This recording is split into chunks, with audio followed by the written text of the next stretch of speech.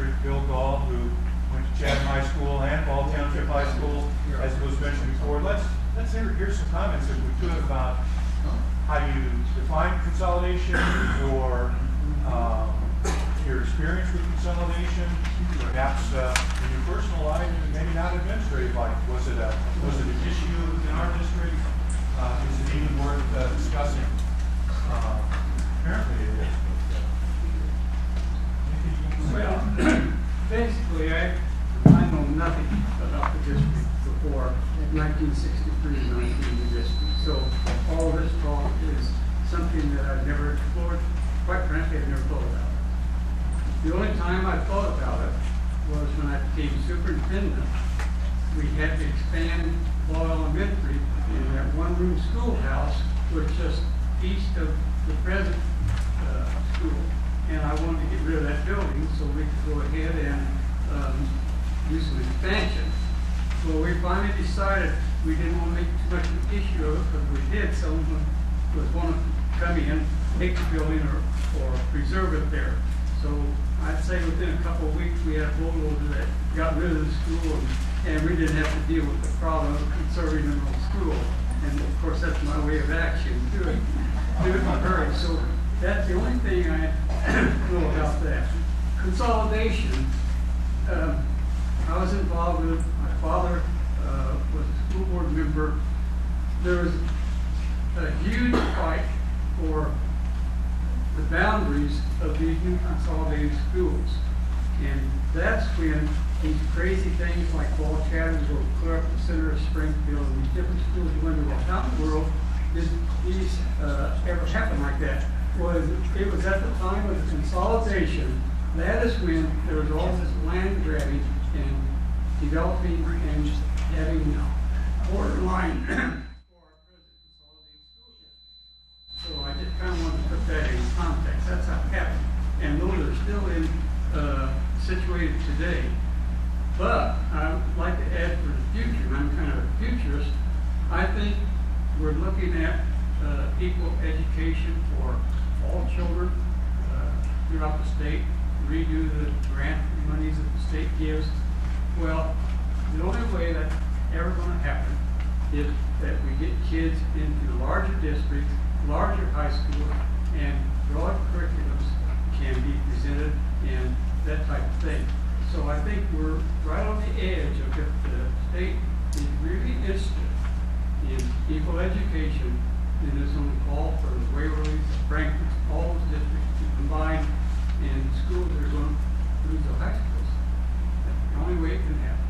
So if I'm a realist, and if they really want to do something about it, that's what's going to happen.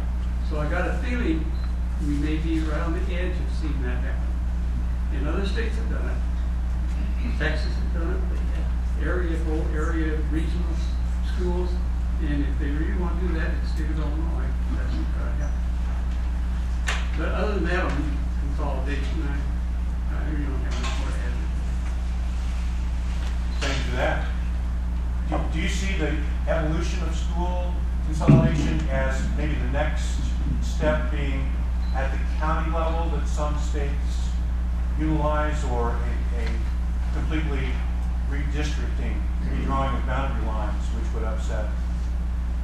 Well, if the legislature's got the money, they're going to have to do it. But if not, then I think the school districts can do it between them where you have the cost. As an example, I came from Girard here, and we tried our best in the early days in Girard to combine with Verdon and then build a new school that would encompass Verdon, Di Vernon, Girard, a whole area. Well, it didn't happen.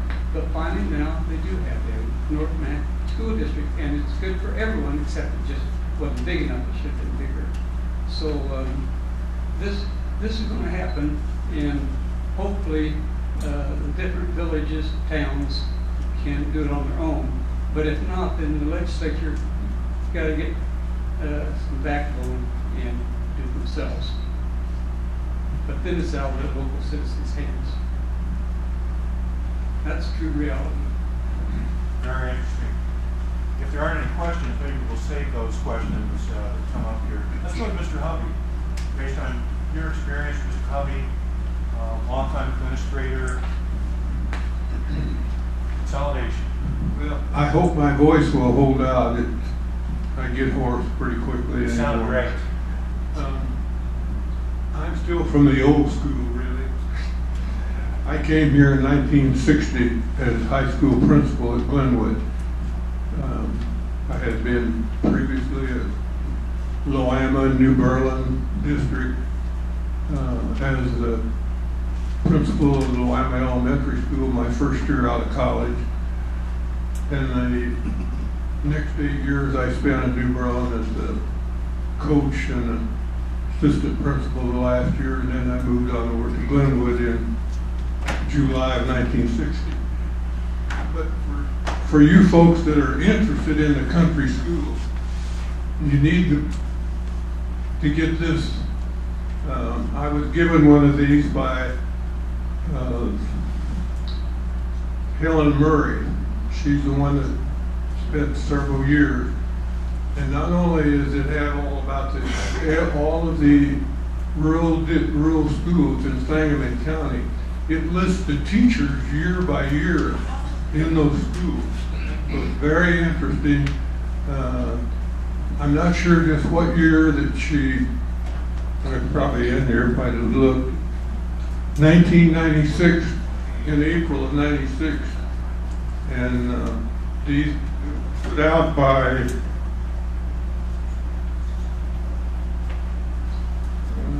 doesn't say, does it? I don't know. It was not a.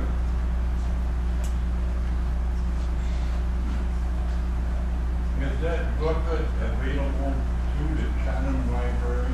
Yes, it's here in the library. It's in the genealogy unit along with all the links.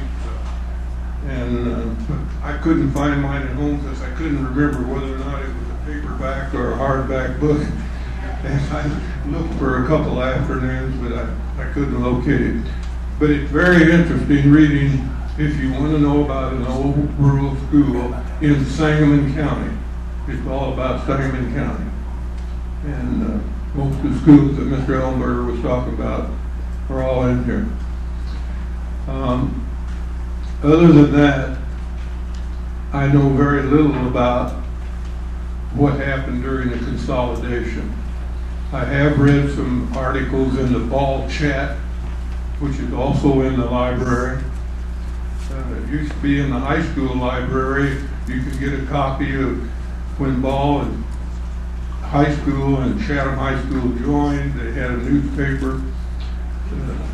Glenwood came along in 1957, and I think what I heard from former board members who were on the board when I came in 60, they told me that look in the Ball Chat and you'll find out how we named the school, why it was called Glenwood. There were trees all over where the high school is. There was a creek that ran through the middle of it, and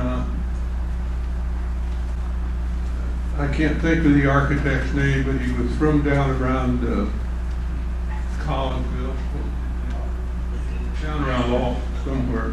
He was also the architect for Heron High School, and he also, I think, was the architect for the Jacksonville when they built the Jacksonville Bowl, that gym that's down in the ground. But I do remember some of the comments that were made by the board members at that time that the architect, this was after I had been there a few years, but the architect said that you needn't worry about Glenwood High School, that it was designed and built to be waterproof, fireproof, and termite proof. Well, they had a fire, or lightning struck the roof, and they had a fire in the high school that I think 57 or 58, and it dripped down on the gym floor. And later on, when the girls' athletics came along, they had to put in volleyball courts, and we had to brace them to hold them up there, and they had to drill holes through the floor, which was concrete and wood. Well, we discovered termites in the floor, And though, when he drilled on down, and later on, I think they did some more work over there at the high school when they were doing some, I don't know, I forgot what they call that, the division of the State Board of Education, that the EPA was worried about asbestos, but they did discover some of the parts of the stumps down underneath. So what they did when they cut the trees down, they pushed the stumps into that creek and then built a building over the top of that. So that's why we ended up with termites in the high school. And the roof, of course, leaked later on, so we had roof leaks, water leaks, and fires. So.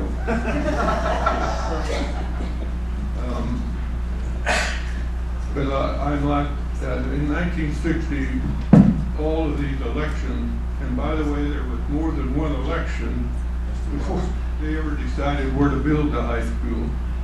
In fact, they had to condemn the property in order to get it, because Dr. Jones owned all that, and his ponies had to have a place to, you know, to eat grass, and the timber there was virgin timber. Even when we expanded the high school and built the junior high next, he wanted us to know that that was all virgin timber, so it was worth a lot more money than what they got for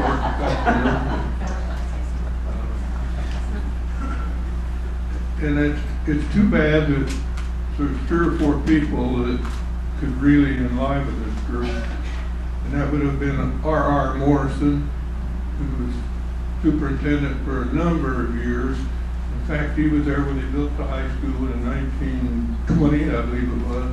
The first class was 20 or 21. Bill Clark was one of the high school students his freshman year, and he was in the first graduating class from Ball High School, the old high school. And I think if Bill Clark were here, he could also enlighten you, and Paul Stout.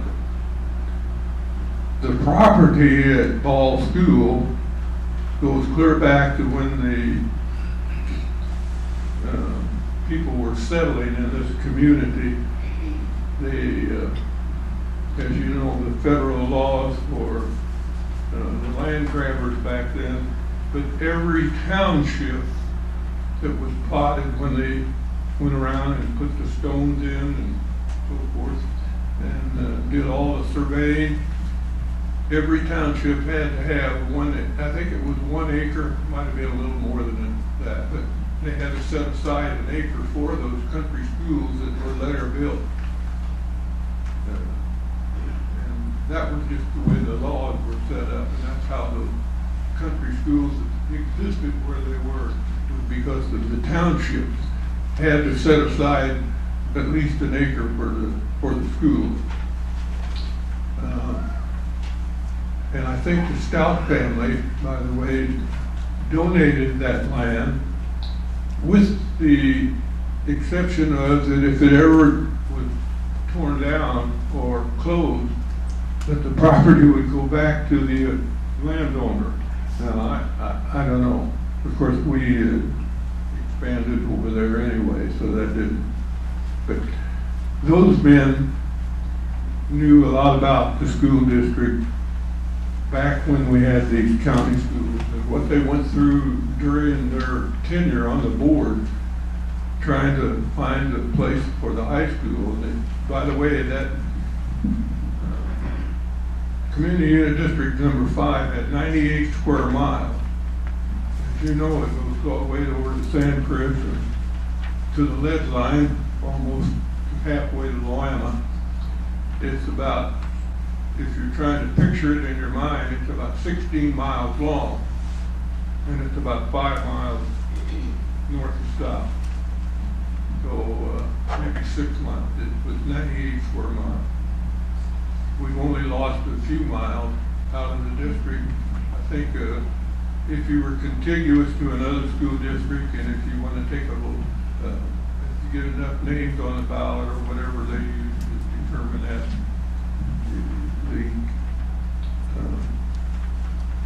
people that were on the school board, countywide, board of trustees, same county school board of trustees, which represented each district more or less, would determine whether or not you could move from one district to another. And if you were contiguous, why, chances are you could move. I was a county trustee for one time, and the problem is you do not have necessarily these parents want it, but it's neighboring large school districts wanting to come in and take over these districts. As a good example, Springfield District 186 has continuously tried to annex land and get land from Pleasant Plains, Gaule, Chatham around. Well, the trustees are blocking that, and so I was on a committee where, on several attempts, where Springfield tried to come in and take the land over. And the main way that we would allow it was they had to prove totally that the child would get a much better education and the course work was better. And for that reason, I don't think Paul Chatham, since I'm 63, I don't think they've lost any land to the city of Springfield. But Pleasant Plains has, Vinegar Hill, or some of those up right that come up in that area, they continue to lose land to the Springfield district because the district somewhat encourages it, and the parents think, well, boy, they can get all these coursework at the high school, so they come in and get approval from the trustees, and then they transfer. So it's something the districts surrounding larger districts have to be on the guard not to allow that takeover. Yeah. Back in the I think maybe late 60s or early 70s, when they started the development of Sangamon State University, and also Lincoln Land, we held several meetings at Glenwood High School for the area, counties, and even several counties all around it. At that time, Springfield, District 186, was, I'm trying to think what it was called, but it was a division of the legislature that controlled it, the School Problems Commission. And there was senators and representatives and so on. And during all this consolidation that was going on in the 40s, Springfield District, anytime the statutes read at that time, that any time that the city boundaries expanded, if they moved, Springfield signed where they had their boundary lines, if they moved out toward the lake or whatever, that area automatically became a part of District 186.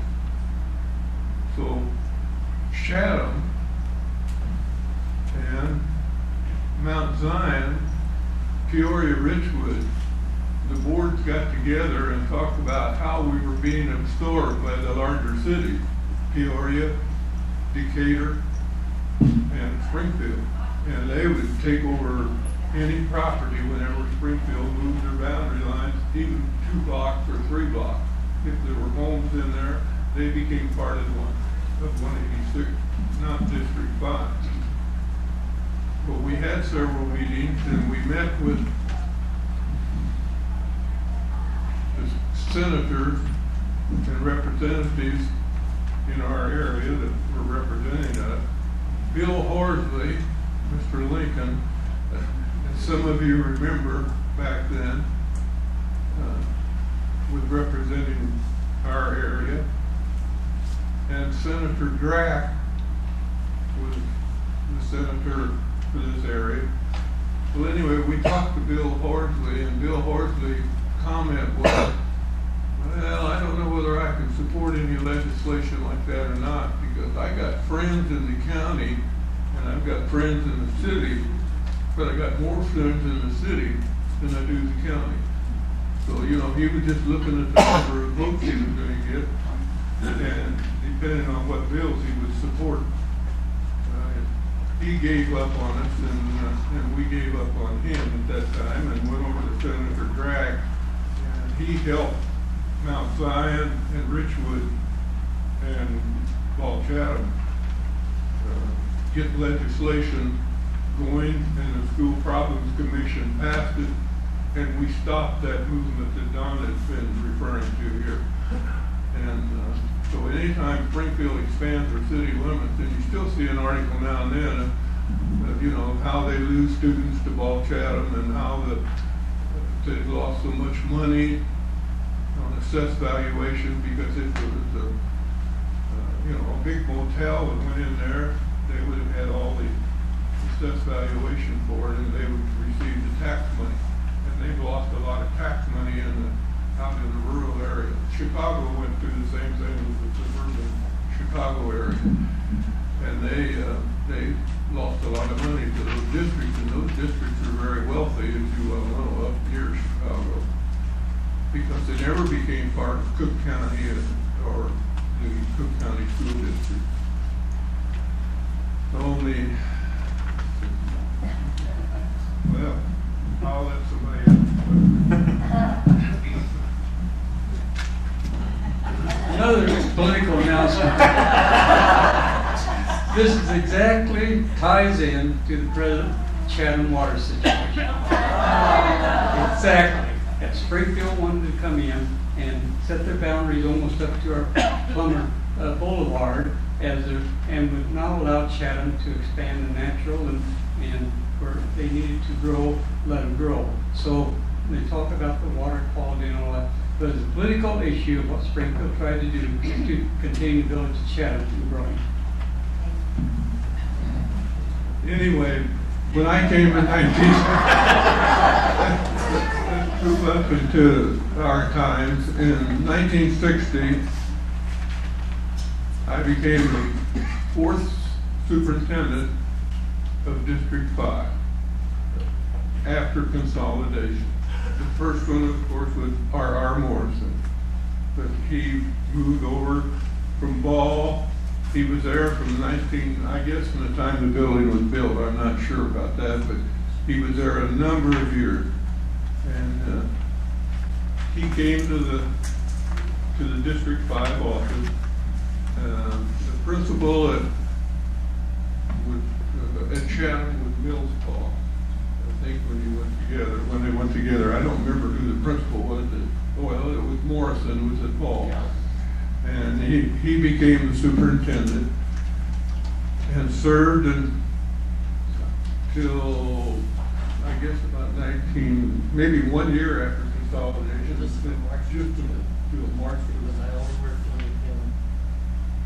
from June to July. That's the working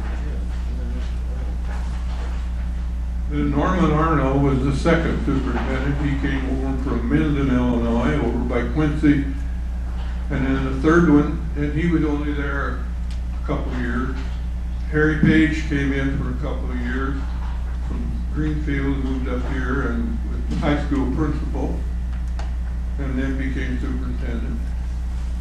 And then his brother got elected state superintendent, and he had to do a lot of campaigning, and so I had to help him out some. So he said, well, we're just going to name you assistant. Somebody has to be here when the problems occur, because I'm going to be out on the road a lot.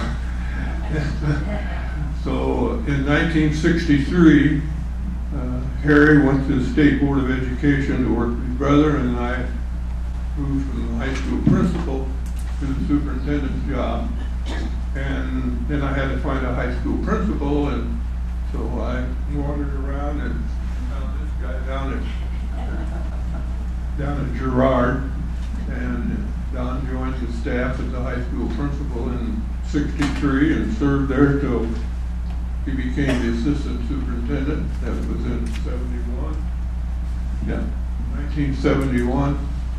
And that's when we built the little administrative office over there by the elementary school in Chatham, and we transferred our offices out of the, and then when we added on to the high school, we moved over to the other side before we went over to the little building.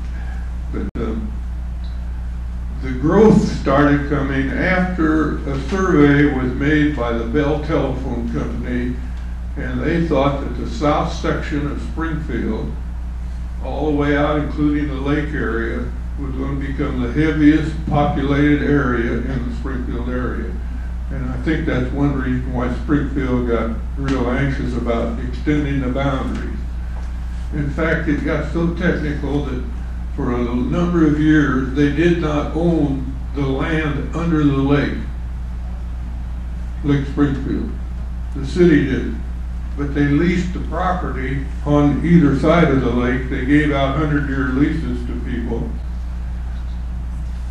But they finally got that cleared up. They did finally annex the land under the lake so that they could be contiguous to the property out our way. And that was another reason why that everybody got a little anxious about the boundary lines at that time, and why there was so much concern by the board of education that surrounded Lake Springfield here at the edge of town, because Riverton, Rochester, New Borough, and Pleasant Plains, I mean, they were all affected by those statutes that were changed finally in our favor.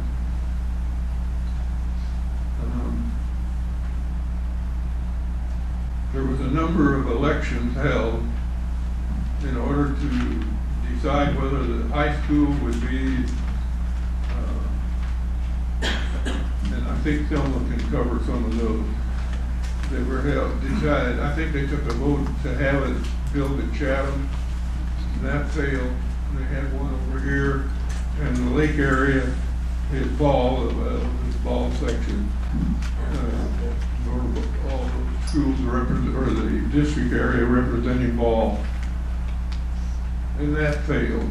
So that was why they chose where Glenwood High School, which was a geographical section of that 98 square mile. And they said, we want to build a high school right here. They did have, and I expect we're still paying Springfield. We paid them $100 a year rental for that property on the west side of the school, where right outside the home ec room, we had a driveway that went around the high school, and we parked spare buses over there. And then the sewage treatment plant that was built in north of the old high school was built on city property, and in order to do that, we had to lease that property. And even the North Baseball Diamond that some of the guys played on there was on city property. But the lease covered that, and I wouldn't be surprised if they're not still paying $100 every year, but I don't know that for a fact. We did for a long time. I wanted to go back to these country schools. We talked about them having pumps. Of course, all the kids drank out of one dipper. I guess you all know what they used for toilet tissue in those days. I was in a unique class of 45. There were 6 girls in that graduating class, because all of the boys that were there maybe were behind a grade somewhere along, and so they were 18. And they were drafted right out of school. So we had no boys in the class. We got to wear white robes with pink tassels. We thought we missed the boys, but we kind of liked that part of it.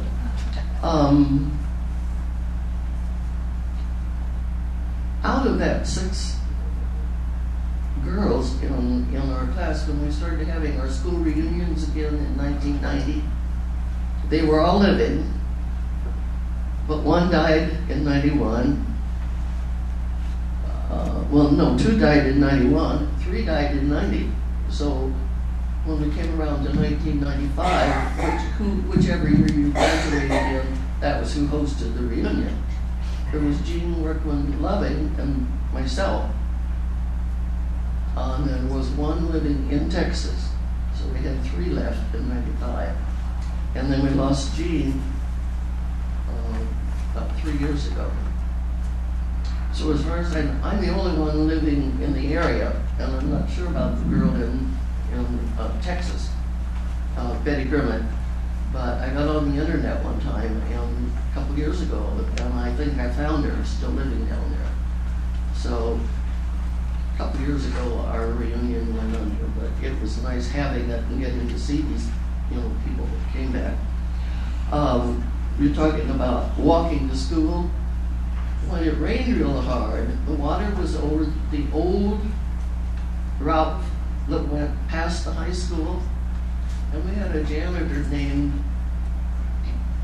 Leland McDonald, and he used to I think he took the fan belt off of his car and would haul as many kids as he could through the water to get them to school. I was lucky. I started dating my future husband, and he was a paper boy in Chatham, had a nice Schwinn bike, and so he always picked me up, and we rode double to school. And we came home I think you could take your lunch, but I came home for school, and so did he, or for lunch. And so he would drive me home and we'd eat, and then he'd take me back. But it took me 5 years before he proposed to me. I was about ready to give up on him.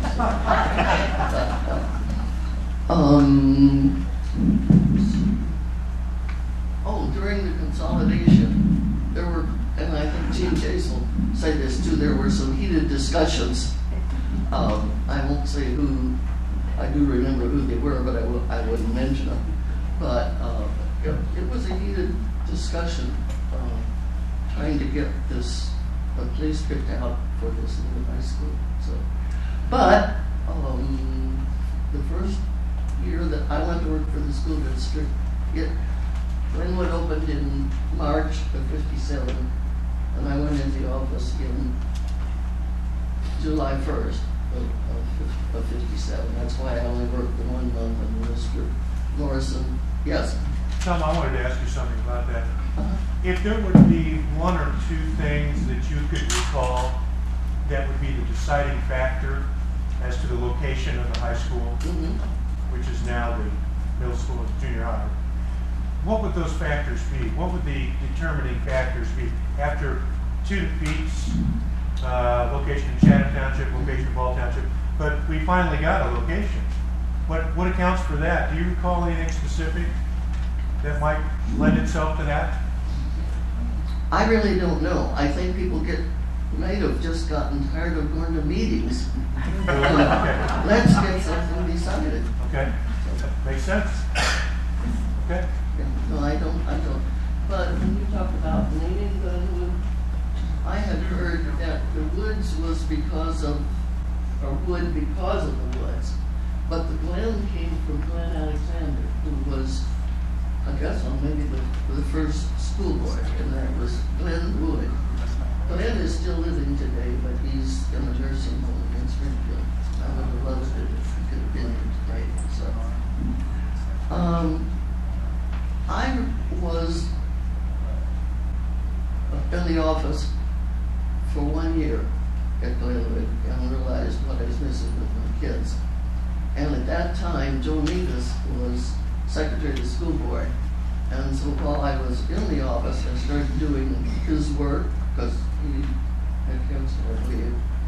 But when he died, then the school board said, well, would you be clerk of our school board? And so for umpteen years, I did most of my work at home. I'd pick up the work from whoever was superintendent at that time and do it and type it up, send out the minutes and the list of bills to be paid. And everything was written by hand in those days.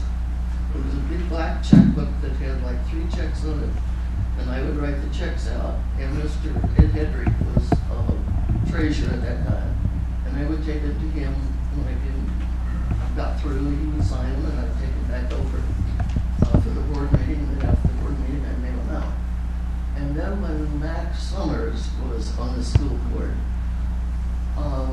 started actually doing the checks by computer through the Marine Bank, but I still had to send the information to them and then mail the checks out when they came back. But shortly after I left the office in '87, it became completely computerized through the office, I think. So I saw some changes in what I was doing, and also the changes in the school district. So I feel like it's one of the best school districts around. Mr. Gaule? Thank you very much. I'm going to make mine short, but when we moved to Chatham, Walt Whitkey became really a great friend of mine. I worked for him a couple of years, and he was very active in the school board. I know he's president a couple of times, and I was working for him when they consolidated these schools, and he paid me. The school didn't pay me, but we would go out and get all that desk and stuff out of those little country schools. And I remember several times some irate landowners or people out there would come over and really give Mr. Lukey heck because they did not want that consolidation.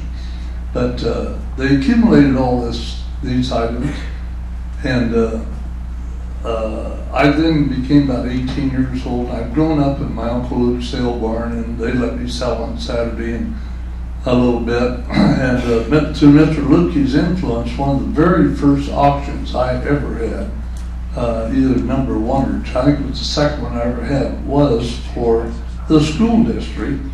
And they had kept all the desks and the school equipments and everything, and what was in the high school and the building they had right in the south, they had it full of stuff there. And on a Saturday, they had an auction, and we sold all the desks and chairs and school equipment they had gotten out of those old consolidated schools. I'll never forget that. It was a long time.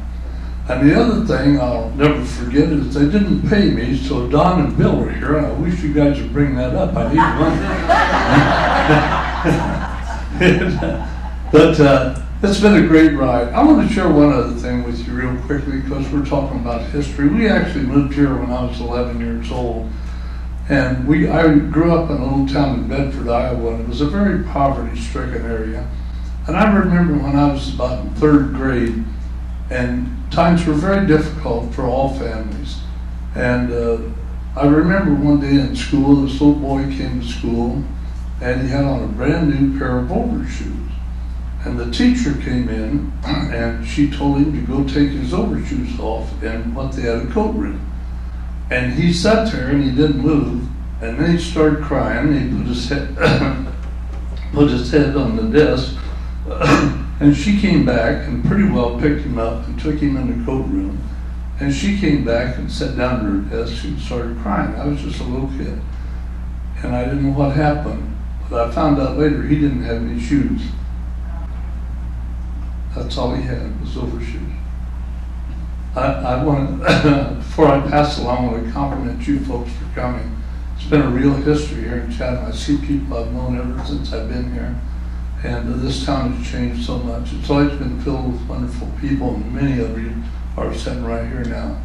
And we've had a wonderful school district. We've had a wonderful administration. Two of the best that was ever are right there.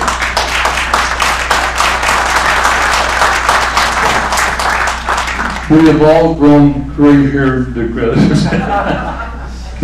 They were both great athletes. I remember when I was a sophomore in high school, Bill was a senior. He was a big star. And Don was a great star, but they couldn't keep him from shooting the basketball. The coach even benched him once because he wouldn't pass. He scored about 25 points a game. And then he put him back in the game, and he kept on shooting. So, here we are. I've already had mine say. Does anybody else have anything? Could we ask Bill one question? Could we ask Bill, just, you can hand him the mic. Bill, do you have any personal recollection going from Chatham High School, right in the middle of high school, to Ball Township High School? Was it a seamless, smooth transition, or were there some adjustments? And I would say there's tremendous adjustments the first year because Chatham High School and Ball Township, sometimes neither one of them had a good team, but if they won one game all year and they beat the other, they had a year, you know. And the year before we went, Chatham played ball. They had a pretty good team when I was a junior, and they beat Chatham, but I scored 18 points that night. That was quite a bit back then. So I thought I'd go over and be accepted, you know. And instead of that, when I came on the basketball team, that took off one of the kids from Southern View that had been one of the regulars, you know.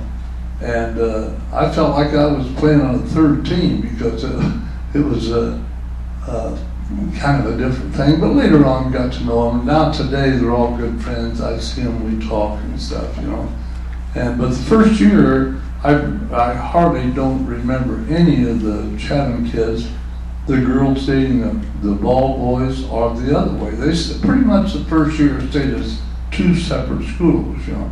When they consolidated those were the two big rivals. You know, Ball and Chatham were really arch rivals, and in sports.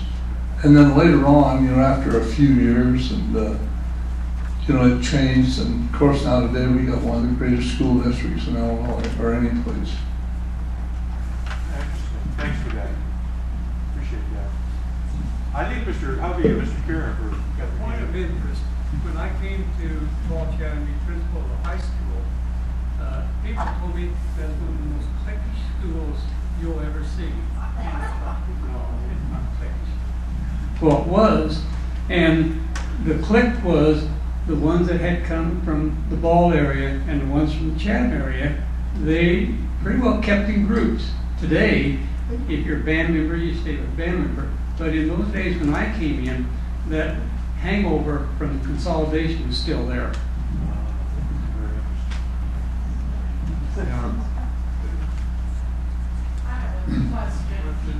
Maybe I missed it, maybe you said it first thing, but when was the consolidation? What year? 48, 49. Fall of 48 was the first class. Yeah. First Last class in Canada. We established earlier that the 1948-49 academic year was the first year of the community unit district. That was the first year that Chatham and Gaule Township, the two high schools, were together. Spring of 48 would have been the last Chatham High School students. And as I recall in reading, there were just, what, about 35 to 40 students, no more than that, right? At Chatham High School, or is that number kind of a low number? Seemed like a low number to me. You read so many different accounts, that's why we're talking. But, yeah. There might have been 14 or 15 in that 48 graduating class with assistant. And The thing I remember most about when I came in 1960, one of the sayings that was going around, whenever I would meet with other school officials, they'd say, well, how large is the school district, you know? And I can remember that we had 800, the sign at Chatham on the population sign said 800 people in Chatham. And we had 8 school buses in the district fleet. And there was 800 plus in the whole district. That was how many students we had in 1960. But the thing that, and I haven't heard a word here today about Caldwell School. But some people went to, in 1960, the elementary school now, the old Chatham Elementary School, was the junior high and part of the grade school. We still had a couple of classes down at Caldwell on the first floor. I think Thelma's dad was the custodian for that, as well as the Chatham Junior High. Now that didn't last too long until we started getting all the people in, moving into our district, and we started looking for classrooms. And that's when we rented from the churches. We went to the Methodist church. We went to the back. I think we had moved the kids back down to the Chatham Elementary when the junior high was built in 1968. We built the wing onto the high school, and we moved the junior high over to Gaule prior to that. And so then when we brought the junior high kids over to Glenwood on that northeast wing of the Glenwood High School, Gaule became Gaule Elementary again, because we had brought the kids all from Chatham out to Gaule. And we just continue to move them around due to the increase every year, and it's quite an adjusting factor for the kids and the teachers. Yeah, Mr. Hovey or Mr. Kauerauf or any member of the panel. We did have a question back here, so I'm kind of speaking on her behalf. She is asking about a elementary portable classroom situation by Chatham Elementary, which may have housed grades 1 and 2 in a mobile classroom situation or a temporary structure. And did you say that you went to school there? I went to school. And your name is, if you don't mind? Virginia Barnes. Oh my gosh, yeah, Virginia Barnes. And so we need to hear from her. Just can someone on the panel please respond to grades 1 and 2 temporary classroom on the Chatham Elementary site? Okay, there you have it. I would just like to say one thing. I had the honor of selling Caldwell School, and it sold about $20,000 to Gus County Hill and Bowl. I don't remember what year that was, a long time ago. It's been a lot of fun. It's been a long time working with them over there. And it's true, right, that Caldwell School actually housed at least freshman and sophomore or 2 years of high school? I don't know. Way back. I don't know if it's Way back when, around the turn of the century, before there was a Chatham High School. Chatham High School, the first graduated class there, I think, was 1934. 3 years. Before that, the Chatham kids, there was only a 3-year high school. So for their senior year, they either went to Gaule, or someone went, they just went to some Catholic schools, things like that. And then the Chatham High School was built.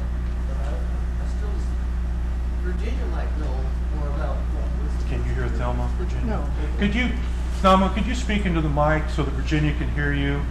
And your voice is not quite carrying, so go right ahead and speak up. Did you have a question for Virginia that she might know something? We can't really hear back here. Go ahead. Feel free to use the mic, please. Yeah. Prior to back to the consolidation, students at Loama, which was a 3-year high school, students at any of the surrounding schools were in what we call a non-high school district. When they finished their 3rd year, or some of them were 2-year high school, when those students finished their 2nd and 3rd years, they had their choice. We had people in Loama and New Berlin and Chatham that were going to Springfield High School in 1935. But they were from the smaller high schools out in the area. And but prior to that consolidation, the 2- and 3-year high schools existed all over the whole state. But and like Thelma says, some of them went to parochial schools, some of them transferred to other 4-year high schools that existed. We had students at Loama that came over to Chatham. They also went on over to Gaule rather than Chatham, or they'd go a week to one school and didn't like it, so they'd try another one.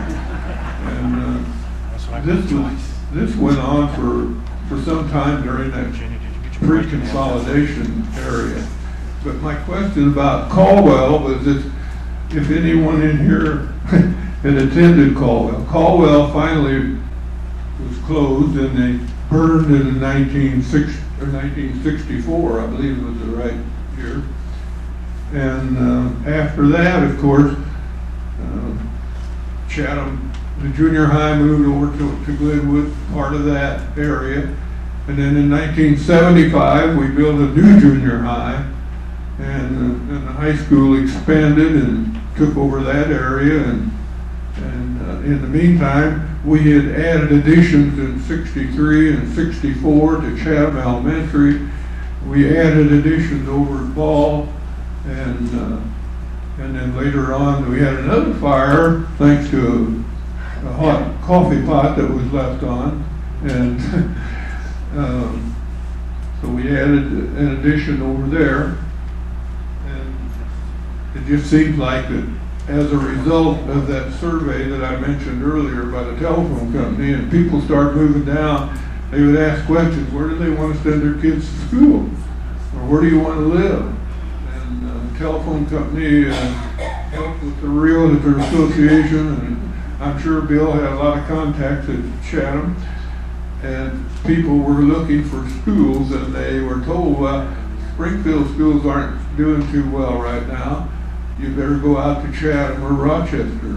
And that's how our districts grew. I can remember looking at the map in the boardroom, and we had at one time 26 subdivisions around Chatham and around the lake area.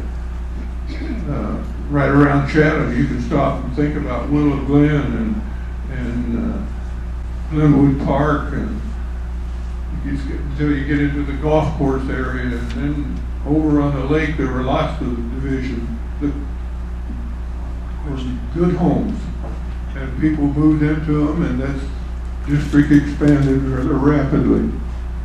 One more quick follow-up here. Going back to Virginia Barnes, before we move on to fires or anything else, but I don't know if she got her question answered, so with all due respect, can anyone speak to the Chatham Elementary property and a portable building or a mobile building, a non-permanent building that would have housed grades 1 and 2? Is that your question, Virginia? I know, that's where I live. Okay, and she's gone to school there. Does anybody on the panel, or anybody in the room for that matter, this is interactive, would someone have an idea about that particular school situation? What year was that? What year might that have been? First and second grade was in that, What year, please? 1924. 1924. So you may not have experienced that, but perhaps somebody knew someone who, in your oral history of your family or in your knowledge, working knowledge, in 1924, where Chatham Elementary is now, Chatham Elementary wasn't there in 1924, was it? So what might have been there on that corner? Yes, it was. Was it there? The big building was there. Okay, let's say it was there, but you're not in the big building. You're in the I portable. went first and second grade in that portable building. Okay. Third grade, I went into the big building, into the brick building. So apparently some overflow situation occurred or some temporary situation occurred. So by third grade, she was in the regular large structure, the large building, Chatham Elementary. Went 3 years to high school there. Jeff, go right ahead. Speaking of consolidation, Dick and I were in 1956 when this was first started being built, and the naming of Glenwood. It was our understanding, since it was on the Glenarm, you didn't want to have anything with Ball and Chatham or what at that time. Our understanding, since it was on the Glenarm Mill Road, the Glen comes from the Glenarm area, and the Wood comes from Woodside Township. That's what we were. What about the election? What about the vote? Wasn't there a vote on this? There are so many different stories on this, but was there not a vote taken by students? There was a contest, and there was a nomination list. Linda knows. Okay, here's the way I remember it. And I'm sure everybody remembers it their own way. But this is the way I remember it, so therefore I swear it's the truth. Becky Manning probably remembers it too.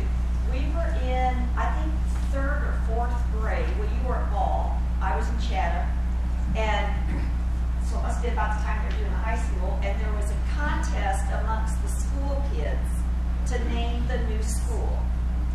And my friend Geneva Gilreath's sister Carol had submitted the name Glenwood from one of the novels or fiction books that she was reading from the school library. And then the school board picked it out of the finals. But you were on the school board, you guys were there, so you'd remember, but that's the sort of the truth. And it had nothing to do with lead, it had nothing to do with wood, it had to do with Geneva.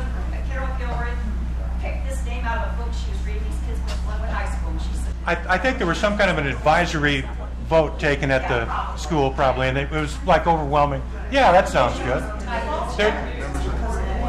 The ball chat news that he referred to, you can still see those issues in the Glenwood High School library.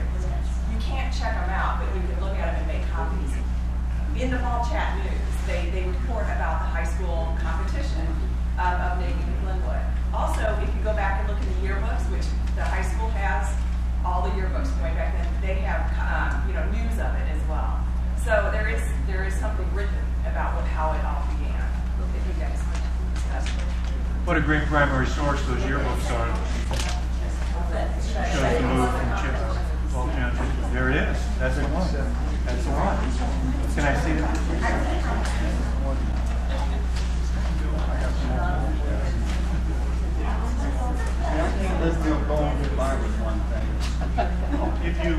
These old yearbooks are priceless as a primary source. What an excellent example. You want the red and white one. It says 1957. And in this one, it shows the kids caravanning from Gaule Township to the new Glenwood High School in March of '57. And I think later there might be some dedication shots from May 5th, 1957. I always thought May 5th, 1957 was dedication day, even though the move was in March. But there was a major dedication, as probably everybody knows. But this is what you want. It's got all the visuals and all the photos. And in fact, I sent this to the district office once to you. I know I did. So everybody should have one of these. And who brought this? What's your name? Charlie Trail. Oh my gosh. Nick and I were in the first grade class. Oh, math teacher extraordinaire? No, that's my cousin. Oh, your cousin. Okay. Yeah, I gotta say one thing about Bill Gaule. He fired the first shot about Chatham basketball. Okay? I just have to remind you. I probably missed. I have to remind you, Bill. Gaule Township did win the county tournament, Sangamon County tournament, back in the late 20s, and they still hold the record today for the lowest winning score, 64. I wasn't on that team. Karen, hi. Great to see you this morning. Just to let everyone know, we have all of the school district's yearbooks here in the library in the Hovey History Genealogy room. We also have digital copies of all of the ball chat, and you can speak with Megan, and she can help you to get those, so you can see those online. Quick ad for the library. Great. One more question back here from the panel. I had a question about, I know Gaule Township nickname was the Redskins. What was Chatham High School's nickname? Good question. I've looked through. Did they have one? Cyclones, wasn't it? It was from River there, but I'm not sure it was when it was a high school. Thelma would know. Who's got the answer on that? I know it's black and gold were the colors, right? Black and gold, Chatham High School. I can't tell you about Chatham High School, but I can tell you about Chatham Junior High.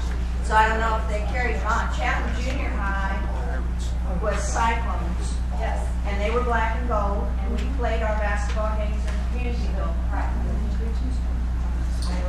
But I don't know about high school because I was too In late 40s, when my husband was on the basketball team, I used to ride the Urban over to Waverton, Rochester, or any of the towns that were on the line. There were no school buses at that time. Sometimes I guess they took cars. You don't remember a nickname? I don't remember a nickname, but I know my husband's Castle High School is black and gold. And for the longest time, Gaule Township, until about 1940, early 40s, adopted the Redskins response to a negative sports article that was written by the Journal Register about the basketball. Maybe they had a little bit too much success with somebody, but apparently, I was just reading this last night. So the story goes, there were some negative comments by the sports department. So one of the comments was, Ball Township doesn't even have a mascot or this or that. And Ball Township was fair game because it was the only high school in an unincorporated area. It wasn't in a village or a city or a municipality. So the senior class, I guess some of the seniors thought we should adopt something quickly in response to this. We're very concerned.